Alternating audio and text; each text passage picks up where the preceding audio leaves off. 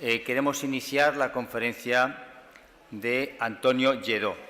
Él es licenciado en Filosofía, secretario de la Asociación de Estudios Espíritas del Grupo Villena, redactor de la revista Amor, Paz y Caridad, expositor, orador y participante en eventos, congresos nacionales e internacionales desde hace ya muchísimos años. Es una de las personas más significativas dentro del movimiento espírita nacional, conocido también en el exterior. Su conferencia, Mensajes del otro lado de la vida a través de los sueños, nos habla precisamente de los sueños y su significado en la historia, en la ciencia y la filosofía espírita, la tipología de los mensajes y los mensajeros. Y se preguntan, ¿qué importancia tienen para el ser humano? ¿Cuál es su sentido? Pues Antonio Lledó, en esta tarde, porque ya es tarde, nos va a hablar precisamente de todos estos temas. Vamos a recibirle con un aplauso.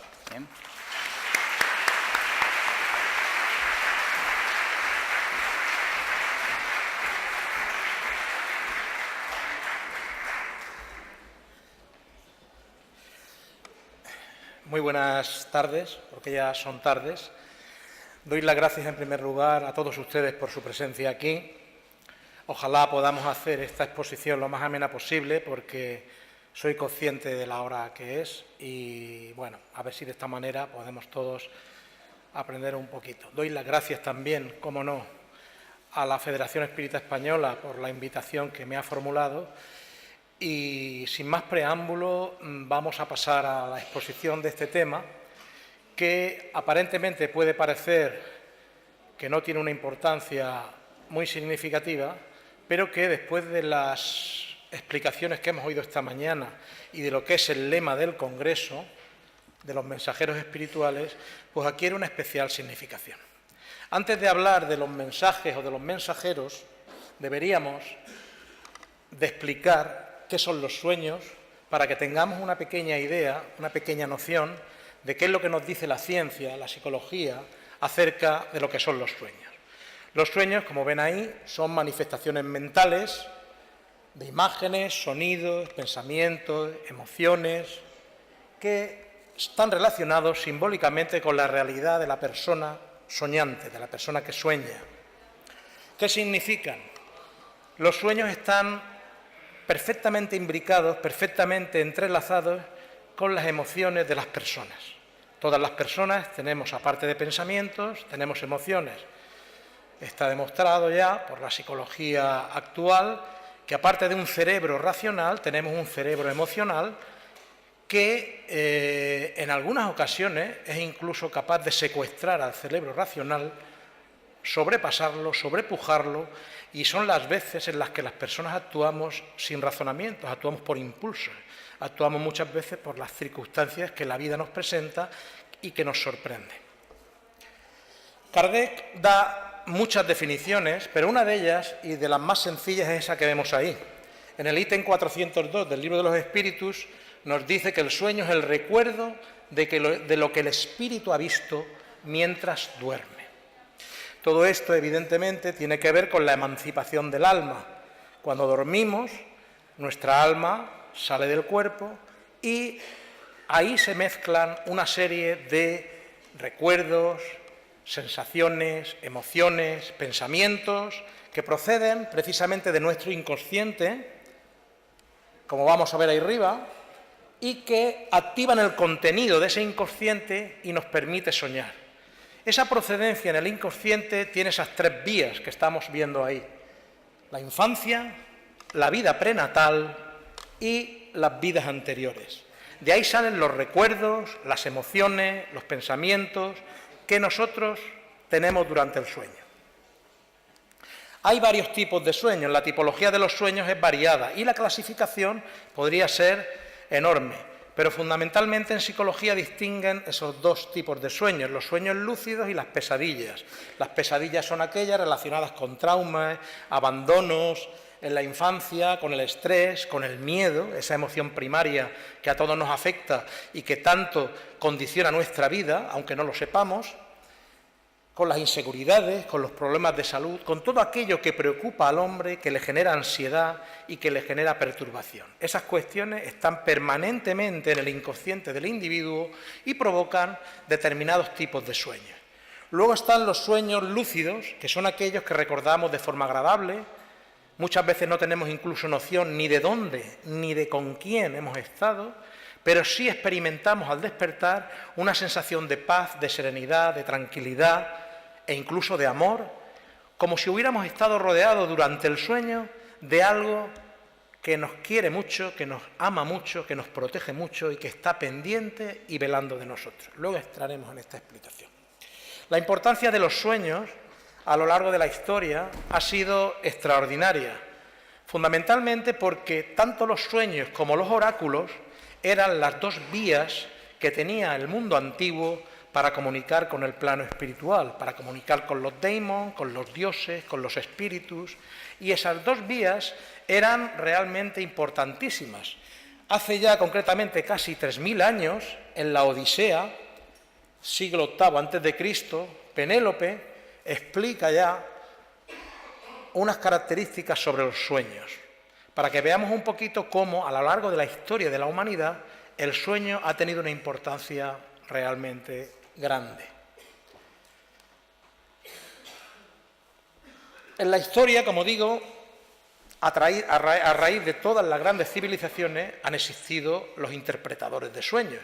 El más famoso de ellos fue, lo vamos a ver ahora, Artemidoro de Éfeso, el último que está en esa lista. Este señor, que vivió en el siglo I, en la Grecia clásica, pues elaboró un manual que curiosamente tiene el mismo nombre que la obra significativa de Sigmund Freud y que se titulaba La interpretación de los sueños. Artemidoro era un profesional de la interpretación de los sueños, no solamente porque iba de ciudad en ciudad de la antigua Grecia y del Peloponeso buscando a gente que soñara y que les explicara el significado de los mismos, sino que al mismo tiempo intentaba ver el contenido profético o premonitorio que tenían los sueños y advertir a las personas de cómo se producían esas circunstancias y qué es lo que significaban. Cobraba por ello, era un profesional de la interpretación de los sueños. Pero mucho antes que Artemidoro, en la antigua Mesopotamia, posteriormente mañana hay una conferencia en la que nos hablarán de algunos de los sueños más importantes a lo largo de la historia. Me imagino que mencionarán el sueño de Nabucodonosor con el profeta David en la Biblia y algunos otros más. A lo largo de toda la historia, como digo, en Mesopotamia, Grecia, Roma, han habido sueños realmente extraordinarios y nos han llegado como unas auténticas manifestaciones de la intervención del mundo espiritual con el mundo físico, con los hombres. Uno de los más famosos es el que revela el gran orador, escritor, político del siglo I a.C., Cicerón, en su obra La República. En esa última parte de la obra La República de Cicerón, él menciona el famoso llamado sueño de Escipión. Los Escipiones fueron, para aquellos que desconozcan un poco la historia, toda una saga de cónsules y de generales romanos que marcaron una época dentro de la historia de Roma. Precisamente Publio Cornelio Escipión, llamado el Africano, fue el que derrotó a Aníbal en la batalla de Zama 200 años antes de Cristo, y este señor fue uno de los grandes generales de la historia de Roma. El sueño de Escipión, que relata Cicerón, hace referencia precisamente al nieto de Publio Escipión el Africano. Su nieto, también tribuno de Roma, estaba haciendo una campaña militar en el norte de África cuando una noche soñó con su abuelo. Su abuelo se le presenta y empieza a tener un sueño profético. Escipión le dice: ahora has venido aquí como tribuno, pero dentro de 2 años vendrás como cónsul de Roma y volverás a conquistar la ciudad de Cartago para Roma. Posteriormente irás a Egipto, a Siria, y te nombrarán cónsul. Y cuando regreses llegarás a Hispania y pondrás cerco a Numancia. Le va dando una serie de explicaciones que luego se cumplieron todas milimétricamente al pie de la letra. Pero en ese sentido, Publio Cornelio Escipión, el nieto, el que tiene el sueño, se encontraba inquieto porque veía que su abuelo le estaba hablando desde una perspectiva que él no entendía. Estaba soñando y él creía que era simplemente un sueño sin ninguna explicación racional. De repente, él le dice, pero tú estás vivo, me estás comunicando todo esto que ha de pasar, tú estás vivo, tú vives. Y Escipión el africano le dice a su nieto, yo estoy vivo, los que estáis muertos son los que vivís apegados a los lazos de la carne. Y para probarte que esto es así, mira quién viene por ahí. De repente se le aparece en el sueño su propio padre, que también había fallecido, y él comienza a llorar. Su padre se le acerca, lo abraza, lo consuela y le dice, vamos que el abuelo quiere enseñarte lo que es la tierra y el universo. Él, en llanto permanente, comenta, ¿por qué yo no puedo estar con vosotros si vosotros estáis vivos? ¿Por qué yo tengo que estar aquí apegado en esta cárcel de la carne que me decís que estoy soportando? Y Escipión el africano le contesta, todos tenemos que respetar la vida, porque Dios nos la da y Dios nos la quita. Y todos tenemos una misión que realizar en la vida, tu tiempo no ha llegado, pero debes prepararte, porque aparte de lo que vas a realizar por tu patria, por Roma, ahora te voy a enseñar lo insignificantes que somos dentro del universo.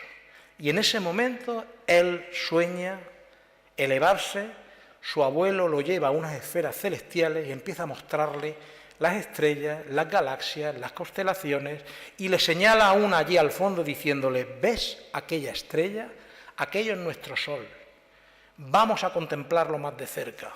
Lo va acercando, ¿ves aquel planeta minúsculo? Aquello es nuestra Tierra.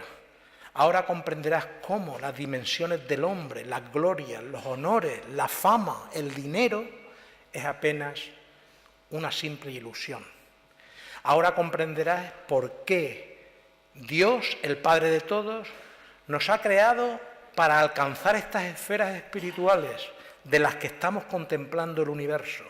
Pero al mismo tiempo te digo que para poder alcanzarlas tienes que conquistar primero la virtud y tienes que desapegarte, tienes que despegarte de aquellas cuestiones materiales, aquellas pasiones, aquellos vicios que atan al hombre, que lo esclavizan a la tierra y que le impiden que cuando muere se eleve hasta estas esferas celestiales.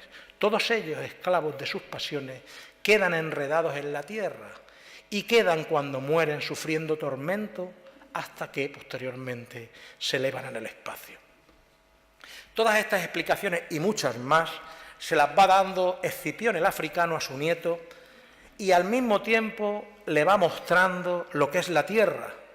Le explica que la Tierra es una esfera celeste que circula en unas órbitas, le explica cómo está formada, le explica los polos, le explica el ecuador, le explica por qué hay civilizaciones en el hemisferio sur a las cuales Roma nunca podrá llegar a conquistar, cómo la grandeza del universo es algo mucho y muy superior a todo aquello que se pueda imaginar dentro de un mundo tan limitado y tan pequeño como la Tierra, y el sueño de Escipión constituye todo un tratado de cosmología, de filosofía y de explicaciones espirituales que para el buen entendedor ha sorprendido a muchos científicos actuales, porque en la historia hay procesos de involución y muchas veces se ha creído que las concepciones que se tenían a nivel científico eran las válidas para el momento en el que se vivía. Y a través de este sueño y a través de otras circunstancias se puede comprobar cómo ya Roma y con anteriormente los griegos sabían que la Tierra era esférica, la Tierra no era plana, que el Sol era el centro de nuestro universo particular, no era la Tierra como se creía en la Edad Media, etcétera, etcétera.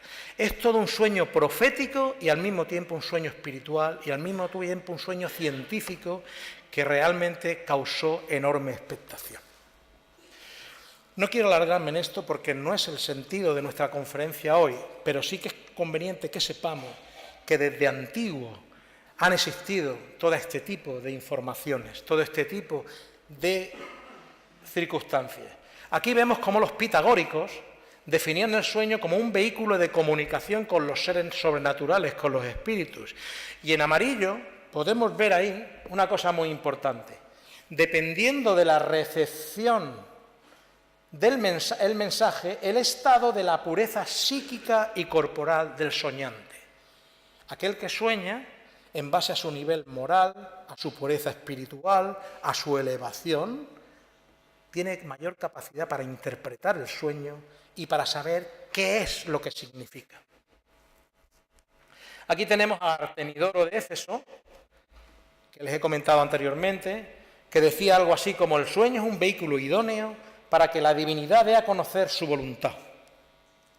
Y ahí tenemos una explicación que da Kardec en el ítem 402, que es verdaderamente significativa.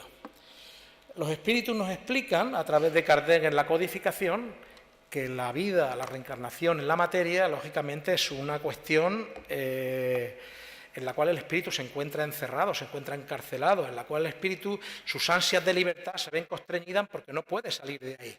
Y una de las explicaciones que da Kardec en este sentido es el hecho de que los espíritus superiores no podrían reencarnar en la tierra si tuvieran que verse sometidos a esa cárcel durante toda su vida, y que precisamente durante el sueño es el vehículo que los espíritus superiores que reencarnan utilizan para ir a sus amigos del cielo, para volver otra vez a recoger las energías espirituales que precisan para continuar con su labor aquí en la tierra. Vamos un poquito a ver lo que la ciencia ha aportado en este campo. El primero que descubrió el gran baúl del inconsciente y que se atrevió a ubicarlo como el sitio, el origen de donde proceden los sueños, fue Sigmund Freud. Sigmund Freud, dentro de su concepción en el psicoanálisis, creía que los sueños son deseos reprimidos de la persona en base a sus instintos, porque Freud no era ateo, no creía en el alma humana, y entonces él creía que todo estaba regido en la psique humana por esas dos grandes fuerzas, el eros y el tánatos, es decir, el amor y la muerte. Todo se circunscribe a los instintos primarios del hombre. La libido es precisamente lo que impulsa a la psique humana, y en base a esas circunstancias lo que nosotros soñamos son deseos reprimidos que tenemos en nuestra vida de vigilia, en lo que son la vida normal. Evidentemente Freud tuvo la iniciativa de descubrir en el inconsciente precisamente la base donde parten todos los recuerdos, la memoria, etc.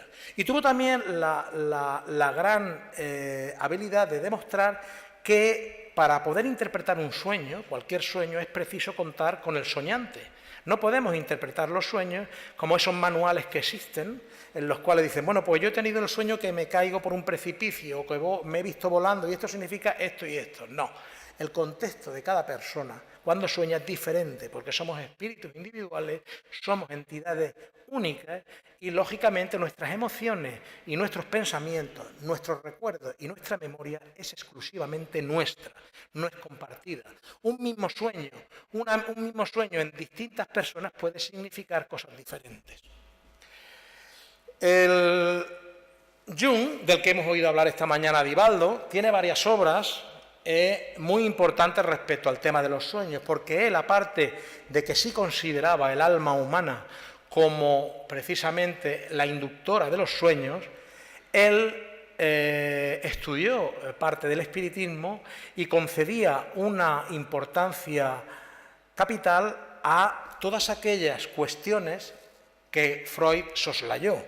Para Jung, aparte de la teoría de los arquetipos de la que hemos oído hablar, aparte de la teoría de los arquetipos, Jung creía que los espíritus había que diferenciarlo de las almas.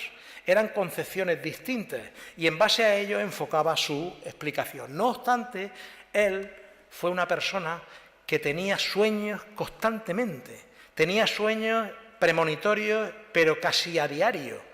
Es más, tuvo pruebas extraordinarias al respecto del mismo, no solamente de personas conocidas, sino de su propia esposa, como vamos a ver ahí ahora a continuación, en una experiencia que él tiene, que dice así: una experiencia sobre la evolución del alma después de la muerte la tuve cuando aproximadamente un año después de la muerte de mi esposa me desperté de pronto una noche y supe que había estado en su casa, al sur de Francia, en la Provenza, y que había pasado todo el día con ella. Ella realizaba allí estudios sobre el Santo Grial, y esto me pareció significativo, pues ella había muerto sin haber terminado el trabajo sobre este tema. Lo que nos está diciendo Jung ahí es que él, después de fallecer su esposa, una noche soñó con ella y la descubrió en la casa que ella tenía en Francia, trabajando en aquel proyecto de estudio que había tenido que abandonar porque había fallecido, y que seguía trabajando espiritualmente en ese proyecto, había continuado en esa cuestión. Hoy en día, me gustaría ir rápido porque no tenemos mucho tiempo en este campo, hoy en día podemos enfocar el tema del sueño en base a los psicólogos actuales con dos ejemplos que voy a poner aquí. Hay muchos más, pero voy a poner dos. Uno en relación con la inteligencia emocional y otro en relación con la psicología prenatal. En la inteligencia emocional, una de las máximas autoridades que existen en el mundo es el doctor Daniel Goleman, autor del bestseller Inteligencia emocional, emociones tóxicas, etc. Él nos dice que ese cerebro emocional que todos tenemos es muy importante en el sueño, porque permite que la persona que emocionalmente está equilibrada y está ordenada pueda entender mejor los sueños que otras personas que apenas carecen de emociones o que las tienen exacerbadas. Y en psicología prenatal es curioso comprobar cómo el doctor Thomas Berney, autor del gran bestseller de La vida secreta del niño no nacido, del niño intrauterino, menciona en esa misma obra precisamente muchos casos de embarazadas, de gestantes, que sueñan cómo sus propios hijos, aquellos que están engendrando, les dan mensajes y se comunican con ellas a través del sueño.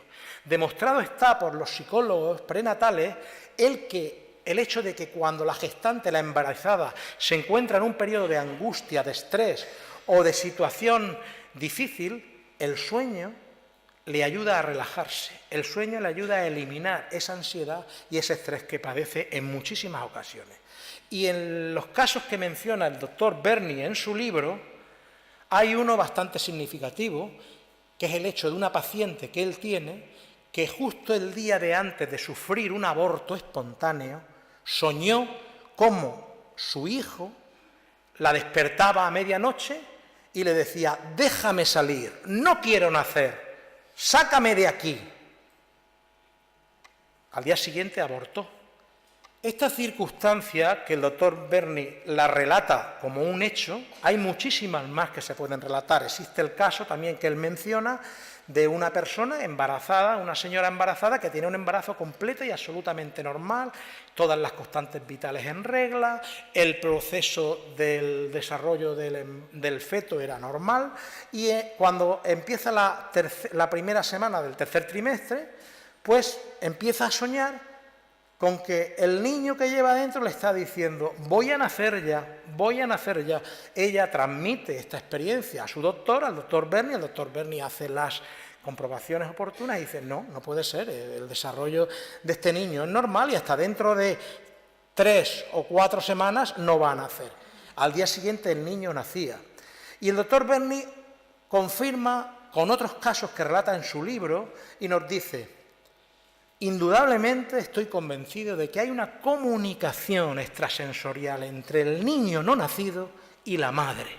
El cómo se produce lo ignoro, lo desconozco. Pero nosotros sí sabemos cómo se produce eso, porque somos espiritistas y sabemos que el espíritu, cuando está en el proceso de desarrollo del feto, está unido a través del cordón y está precisamente, el cordón de plata, y está el periespíritu modelando el embrión y transmitiendo las sensaciones, las emociones que el espíritu va llevando a la materia. Entonces, estas cuestiones que el espiritismo aclara, ellos las desconocen, pero ya es importante que la ciencia demuestre que los sueños del no nacido,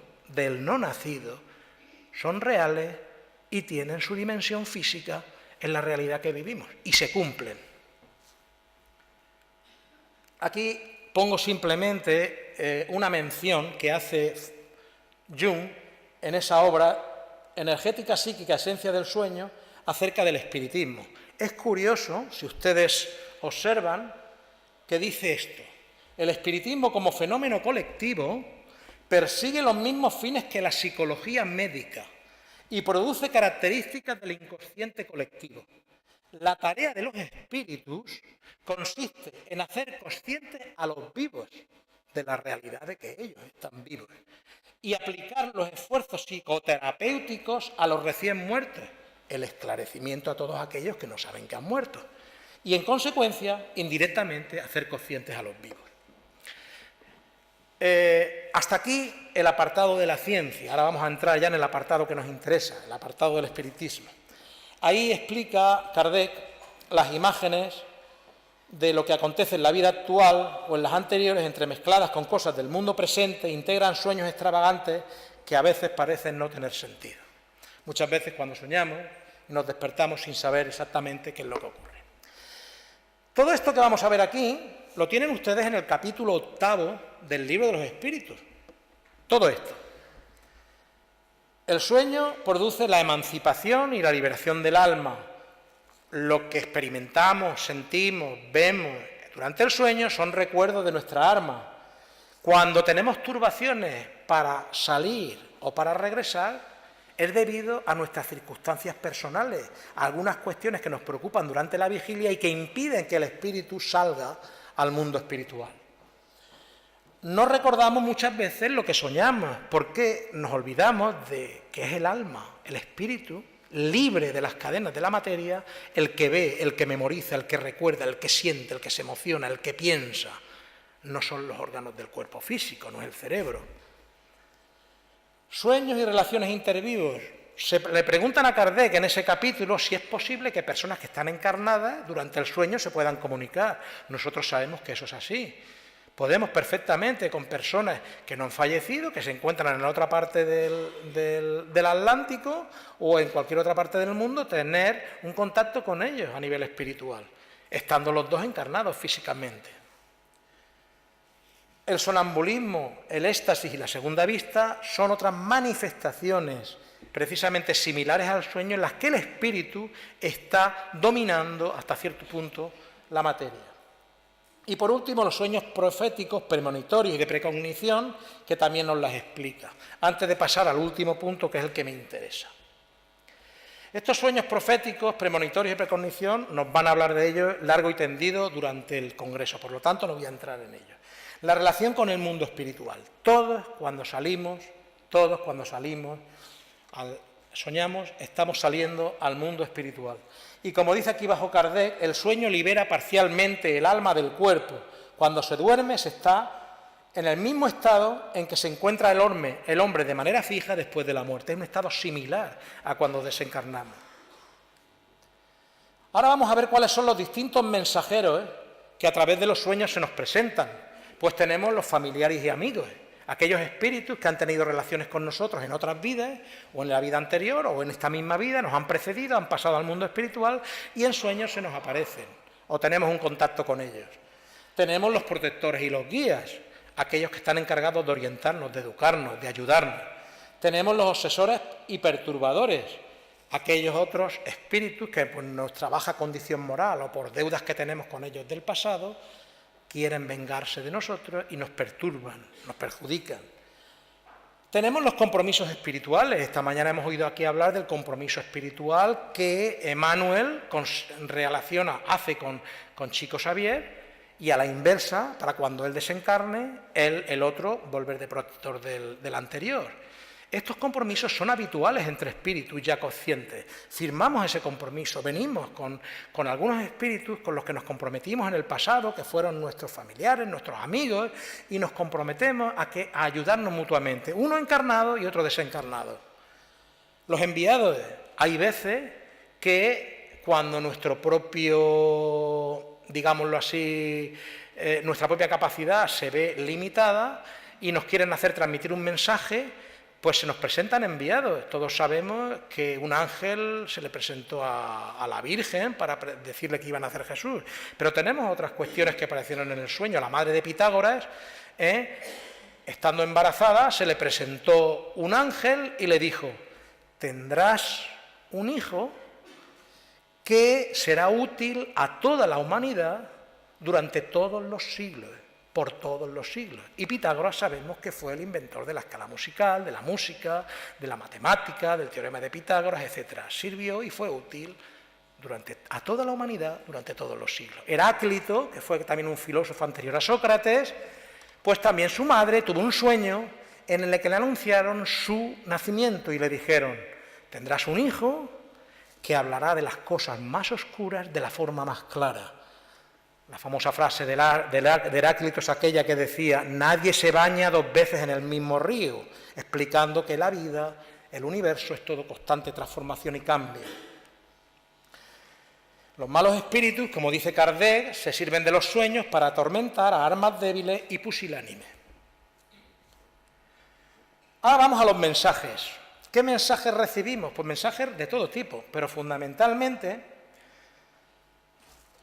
en la vida todos pasamos por problemas. La vida es una carrera de obstáculos y precisamente esos problemas son los que nos dan la medida y la capacidad de poder avanzar, de poder superarnos a nosotros mismos, enfrentándolos con valentía, no realizando una fuga psicológica respecto a los mismos. Y a veces que necesitamos consuelo o auxilio porque no sabemos, necesitamos, y hay muchas veces que los mensajes que nos dan son precisamente de consuelo y de auxilio. Nos acostamos preocupados, nos acostamos atormentados por cualquier problemática que nos haya ocurrido, elevamos nuestro pensamiento a Dios y da la casualidad de que al día siguiente nos levantamos con una fe, con una confianza en poder superar el problema que el día anterior no teníamos. Vienen esos espíritus a consolarnos, a auxiliarnos y a fortificarnos. Otro de los mensajes es corrigiendo sobre la marcha. Esto ocurre mucho con las mediunidades. Cuando las mediunidades no hacen su trabajo correctamente, los espíritus les advierten. El primero de ellos es el protector. Pero hay veces que nuestro orgullo, nuestra soberbia nos impide hacerles caso. Entonces se presentan durante el sueño para corregirnos y decirnos: no vas bien por este camino, tienes que cambiar tus actitudes. Nos recuerdan el compromiso espiritual que hemos traído. Nos advierten de las problemáticas, de las dificultades, de los obstáculos que vamos a tener y nos educan en aquellas circunstancias que creemos que estamos haciendo bien y no las estamos haciendo bien. Y por último, muchos de esos mensajes que recibimos es porque nos permiten reunirnos con aquellos que amamos. Sócrates decía: si la muerte es el tránsito a otra vida, qué mayor felicidad, qué mayor alegría que volver a reunirse con aquellos a los que amamos en la tierra y que nos aman. Y respecto a la misión del espíritu protector, que tiene mucho que ver con esto, Kardec en el ítem 491 nos dice que es como la de un padre para con sus hijos: conducirlo por el buen camino, aconsejarlo, consolarle y darle valor. Bueno, hasta aquí hemos llegado a lo que sería la presentación y ahora quisiera hacer una serie de conclusiones para que podamos entender un poco y sacar un poco, digámoslo así, lo que serían las cosas importantes de toda la explicación o la exposición que se ha hecho. Porque de aquí, lógicamente, se derivan una serie de consecuencias, una serie de circunstancias. ¿De qué manera podemos enfrentar estas situaciones cuando soñamos? Cuando creemos haber soñado con nuestro abuelo que tanto nos quería y nos levantamos llenos de felicidad, o con nuestro padre que falleció, o con nuestra madre. Cuando tenemos esa impresión que he comentado anteriormente de felicidad con la que nos despertamos. Pues bien, entre las conclusiones podemos avanzar una primera, que es que la importancia es más del mensaje que estamos recibiendo que del mensajero. Una segunda sería aquella que nos dice que el significado positivo del sueño siempre nos va a ayudar, pero que la curiosidad y la fantasía perjudican, porque no podemos estar pensando que nuestra vida se va a dirimir a través de los sueños.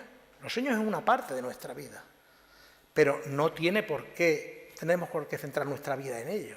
Si nosotros soñamos, podemos entresacar algo positivo para nuestra vida, alguna advertencia, estamos predispuestos y estamos con el ánimo elevado para poder atender las explicaciones que se nos da, aprovecharemos esas circunstancias. El valor de mensaje es su eficacia para nuestro progreso espiritual. El mensajero, si viene de Dios, siempre aconseja, nunca impone. Hemos visto que también hay espíritus perturbadores que pueden ponerse en el sueño, pero si viene de Dios, el espíritu superior no tiene prisa, siempre aconseja, nunca impone.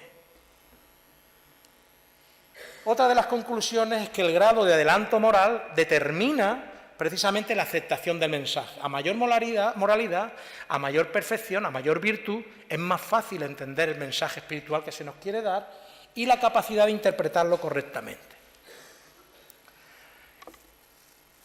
Los sueños y los mensajeros nos traen recursos de la providencia divina para nuestro adelante y nuestro progreso. Son recursos de los que se vale la parte espiritual. Cuando muchas veces decimos, estoy desamparado, nunca estamos desamparados. Además de la protección que llevamos con nosotros desde que nacemos, otros muchos espíritus familiares y seres queridos vienen a ayudarnos. El enviado que viene a ayudarnos siempre corrige con dulzura, orienta con lucidez, consuela, auxilia y ama, pero sin sentimentalismo. Ese amor que lo da todo, que no pide nada a cambio, que al mismo tiempo está imbricado en una primera actitud de amarnos a nosotros mismos para poder amar a los demás. Todo esto está muy bien, son conclusiones que se pueden extraer para no dejarnos confundir con los sueños. Pero sí es algo muy importante el saber que ante todo esto debemos de tener una advertencia. Esa advertencia nos la hizo precisamente el Maestro Jesús. Y esa presencia no es ni más ni menos que la siguiente. Él nos dijo, no creáis a todo espíritu, sino probad que los espíritus son de Dios. Con esto que estamos explicando aquí, con las actitudes que sabemos cómo se manifiestan los espíritus superiores que se encuentran en el capítulo de la doctrina espírita, cuando habla de las diferentes clases de espíritus, los espíritus perfectos, los espíritus buenos y los espíritus imperfectos, y hace las distintas clasificaciones, ahí, con esto y con lo que tenemos ahí, sabremos en todo momento saber si ese sueño debe de tener un significado importante para nosotros, porque nos llega directamente al corazón, porque nos toca nuestras fibras sensibles y nos permite comprender que no es baladí, que si ha ocurrido es porque es un mensaje que debemos de saber interpretar y llevar a la práctica si se puede. Vamos a terminar ya, porque yo sé que ustedes están cansados, yo podría estar aquí más tiempo. Y además tenemos que irnos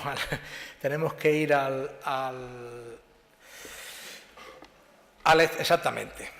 Lo que ocurre que yo me gustaría, para terminar, esta conferencia es un poco, ¿cómo les diría yo? No es una conferencia al uso de las que normalmente se suelen dar, pero sí, aparte de las conclusiones que hemos puesto aquí, sí me gustaría hacer una reflexión. Una reflexión precisamente para las personas que están aquí, las que vienen por primera vez, las que no conocen el espiritismo, y un recuerdo para aquellos que somos espíritas, que parece ser que lo tenemos todo claro, pero muchas veces hay cosas importantes que se nos olvidan. ¿Por qué el espiritismo es tan importante para nosotros? ¿Y por qué el espiritismo es tan importante no solamente en este tema, sino en otros? Pues porque el espiritismo nos despertó de un sueño profundo, un sueño terrible, el sueño de la ignorancia, el sueño del fanatismo. Hemos sido ignorantes, somos todavía muy ignorantes. El gran problema es que nuestro orgullo nos impide reconocer nuestra ignorancia. Pero la ignorancia es la fuente de todos los males, la que mayores obstáculos pone al ser humano cuando va evolucionando vida tras vida, reencarnación tras reencarnación. Y el espiritismo, con su filosofía de vida, con sus explicaciones, nos ha sacado de la ignorancia para explicarnos qué somos, de dónde venimos, hacia dónde vamos y cuál debe ser nuestra conducta aquí en la vida. Nos arrancó del fanatismo, porque en nuestras pasiones, en nuestros vicios, en nuestras debilidades de existencias anteriores que ahora no recordamos y que alguno puede pensar, no, yo no he sido parte de eso, se equivoca. En esas etapas anteriores El fanatismo ha estado presente en nuestras vidas. Ha estado cuando hemos estado en una sociedad, en una institución religiosa, política, de cualquier tipo. Porque el fanatismo ciega la razón cuando nos creemos en posesión de la verdad total y absoluta. Por eso los espíritas debemos tener siempre la mente abierta. Nunca podemos realizar compartimentos estancos. Mente abierta es la única manera de seguir progresando. No podemos cerrar. Porque, lo dijo Kardec, el espiritismo marchando con el progreso nunca se desbordará. Si la ciencia le demuestra que está equivocado sobre un punto, se modificará sobre ese punto. Y si una nueva verdad se revelara, lo aceptaría. Si nosotros cerramos nuestra mente a cualquier cosa nueva dentro del espiritismo, estamos cerrando la razón y estamos cayendo en comportamientos exclusivistas y fanáticos, como los que tuvimos tiempo atrás, cuando formábamos parte de otras organizaciones. ¿O es que acaso creen ustedes que muchos de los que estamos aquí no hemos tenido anteriormente otras vidas dentro de la Iglesia, dentro de otras religiones? Muchos de nosotros estamos aquí porque hemos pasado por esa etapa. También el espiritismo nos despertó del sueño de las pasiones y de los vicios, porque nos hizo comprender a través del sufrimiento que la ley de causa y efecto es una realidad. Cuando nosotros actuamos y obramos mal, nos quedamos pegados, esclavizados a nuestros vicios. Como le decía muy bien Escipión a su nieto en el sueño que he mencionado anteriormente. Nos despertó en definitiva de nuestros errores de vidas anteriores. Y al mismo tiempo nos acercó a una realidad importante, como es la de la existencia de Dios, porque también hemos sido ateos en otras vidas, también hemos dudado de la existencia de Dios, y el espiritismo nos aclara con una claridad extraordinaria, con una nitidez que solamente puede provenir de donde proviene, del mundo espiritual, del espíritu de verdad, de los espíritus superiores que iluminaron y orientaron a Kardec, nos aclara precisamente que Dios es una realidad, es nuestra propia realidad. Tenemos parte de Dios, somos parte de Dios, somos inmortales, creados por Él, y una parte de Dios está en nosotros, es la parte que hemos de desarrollar, es la parte que hemos de potenciar. Nos acercó a la realidad de la inmortalidad del alma. ¿Qué mayor expresión de la mediunidad que demostrar la inmortalidad del alma? Es su función principal, la de aclarar al hombre que seguimos viviendo después de la muerte y que hemos vivido con anterioridad. Nos acercó a la realidad de la necesidad de amarnos y de amar al prójimo. Nadie puede amar a nadie si no se ama primero a sí mismo. Es preciso que nos amemos a nosotros mismos. Pero el amarnos no de un amor egoísta, no ese amor egocéntrico, sino ese amor que comprende que tenemos debilidades, que tenemos imperfecciones, que hemos de intentar superarlas, pero al mismo tiempo que contamos con los recursos para hacerlo, que contamos con la ayuda espiritual precisa y necesaria para conseguirlo, y que nuestro trabajo en la vida es el progreso de nuestro propio espíritu. Y eso es lo que tenemos que intentar poner como prioridad por encima de otras cosas. Por último, nos acercó a la realidad de la urgencia de nuestra transformación moral. El hombre es un ser moral, por encima de todo.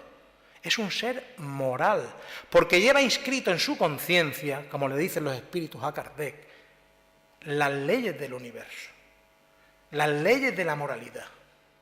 Kant, el filósofo, decía: hay dos cosas que me causan la mayor admiración y respeto: el cielo estrellado que hay sobre mí y la ley moral que hay en mi interior.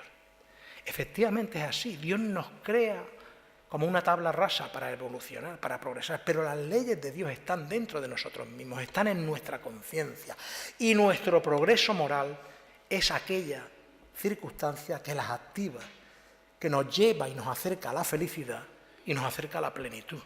Mientras no comprendamos que el mensaje del Maestro fue precisamente el de amar al prójimo y el de intentar ser cada día mejores, no entenderemos tampoco cómo Kardec nos explicaba de que al verdadero espiritista se le reconoce por su transformación moral y por los esfuerzos que realiza en superar sus malas inclinaciones.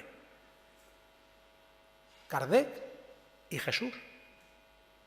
Por eso, y con esto termino, la frase que me gustaría que ustedes se llevaran de esta conferencia sería esta que aparece aquí. Sed perfectos como mi Padre es perfecto. Ahí se resume el sentido de nuestra vida y el sentido de todo aquello para lo que hemos venido aquí a la tierra. Muchísimas gracias por su atención y mucha amabilidad.